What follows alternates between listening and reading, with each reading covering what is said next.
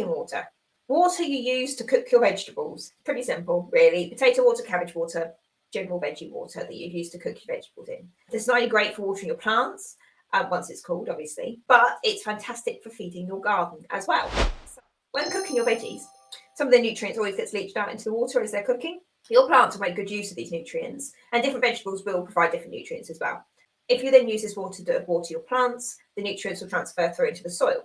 So that will feed the soil, the ecosystem within all the organisms that live in the soil will get from that feed as well, and it will go up through the roots into the plant. That will feed your plants as well as keep them hydrated. So the tap water, which has been used to boil your veg, has been then converted and upgraded into a usable and valuable garden feed, helping to hydrate and feed your plants after every meal. So one very good use of wastewater.